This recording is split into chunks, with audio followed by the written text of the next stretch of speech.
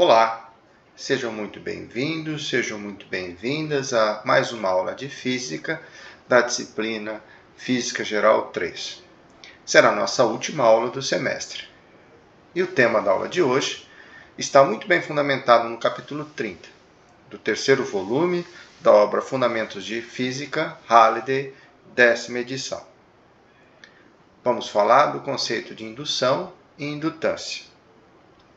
O uso em larga escala da energia elétrica, que revolucionou toda a sociedade industrial, tornou-se possível graças à descoberta do fenômeno da indução eletromagnética.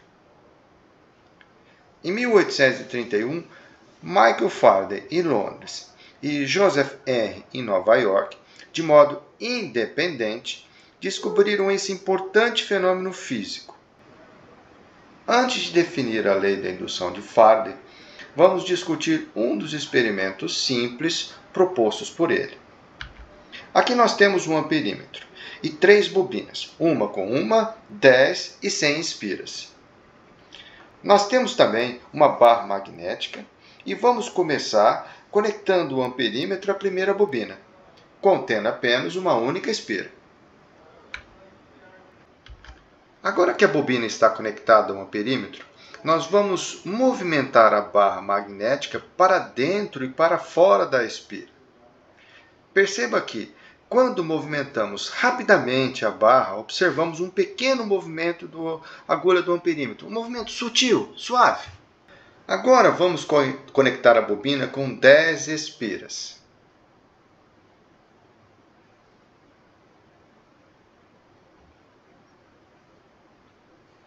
Feito isso, vamos movimentar a barra magnética para dentro e para fora da bobina. Agora podemos perceber um movimento maior da agulha. Quando o movimento é lento, temos uma menor deflexão. Quando o movimento é rápido, temos uma grande deflexão. Além disso, quando o magneto está entrando na bobina, a agulha deflete para a direita. E ainda, quando o magneto está saindo da bobina, a agulha deflete para a esquerda.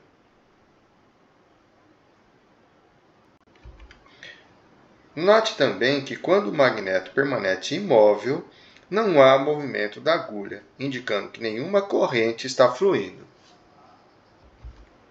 Vamos definir então que, quando o campo magnético está mudando no sentido do magneto entrar na bobina, temos uma corrente positiva fluindo. Quando ele está mudando no sentido de sair da bobina, temos uma corrente negativa fluindo. E agora vamos conectar a bobina com 100 espiras a um amperímetro. Vamos iniciar movimentando a barra magnética lentamente. Na inserção, note que temos uma deflexão da agulha para a direita. Na retirada, temos o movimento da agulha para a esquerda. Se o movimento for rápido, temos uma grande deflexão. Além disso, não temos nenhuma deflexão da agulha quando o magneto permanece imóvel. Numa experiência posterior, Faraday enrolou um fio de cobre longo em torno de um bloco de madeira, inserindo um galvanômetro no circuito. Olha, pessoal, por uma questão de simplicidade, nós estamos representando esta bobina aqui na tela por essa espira aqui, tudo bem? Por uma questão de simplicidade, tá bom? Bom, na sequência, ele enrolou outro fio longo, isolado do primeiro, e o ligou a uma bateria. Mais uma vez, por questão de simplicidade, eu estou representando esta outra bobina por essa única espira aqui nessa representação, tá bom? A princípio, ele ficou desapontado. Ele verificou que uma corrente estacionária no segundo circuito não afetava o galvanômetro, ligado ao primeiro.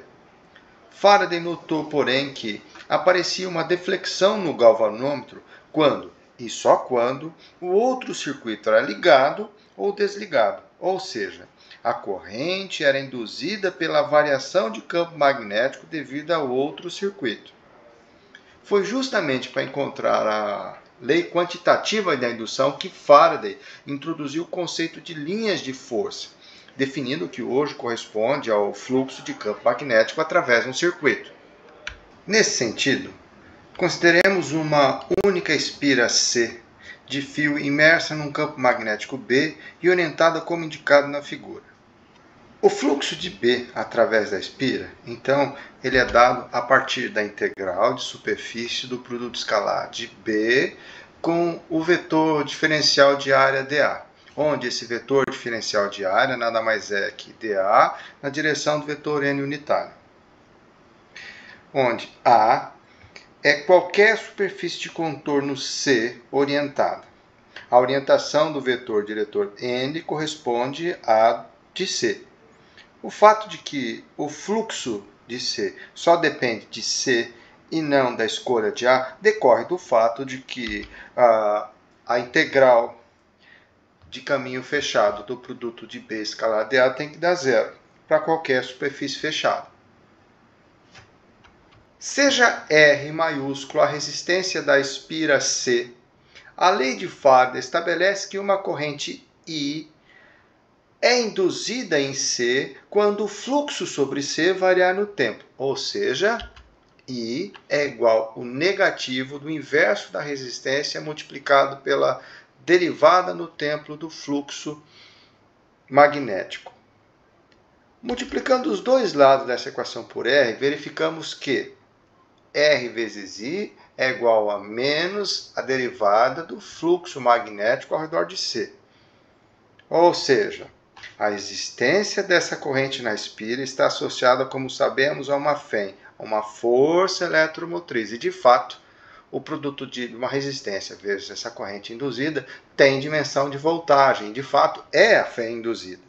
O sinal negativo nessa expressão decorre da lei de Lenz e será discutido na sequência.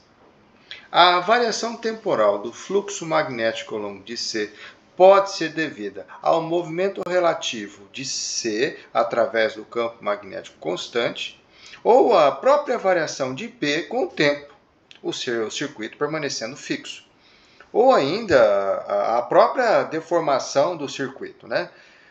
O resultado só depende da taxa de variação do fluxo magnético com o tempo, qualquer que seja a origem dessa variação. A interpretação física dos experimentos de Faraday é a de que um campo magnético variável com o tempo produz um campo elétrico que não é mais eletrostático. Esse campo elétrico é responsável pela FEM induzida. A existência desse campo elétrico independe de haver um circuito material em C ou não. Inclusive, esse resultado ele é demonstrado a partir das equações de Maxwell, de uma maneira bem interessante.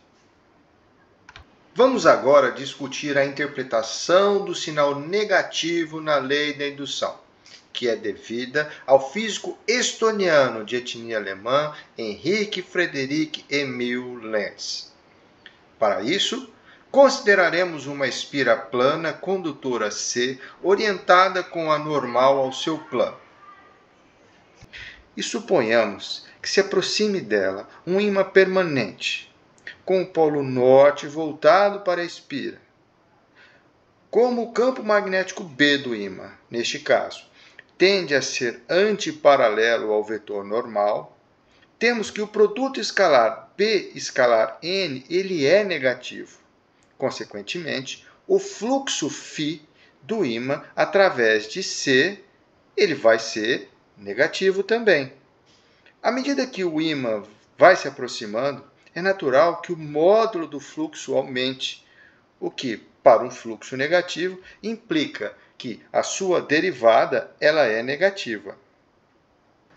A FEM induzida ela é criada por um campo elétrico induzido de natureza não eletrostática. Por definição, esta FEM induzida ela é igual à circulação deste vetor campo elétrico induzido ao longo da espira C. Além disso, devido ao sinal negativo na lei da indução, isso implica que a FEM induzida ela é positiva, ou seja, o campo elétrico E dentro da espira é tal que a integral de caminho fechado do produto escalar de E ds tem que ser maior que zero. Logo, a corrente induzida I terá a mesma orientação do vetor ds.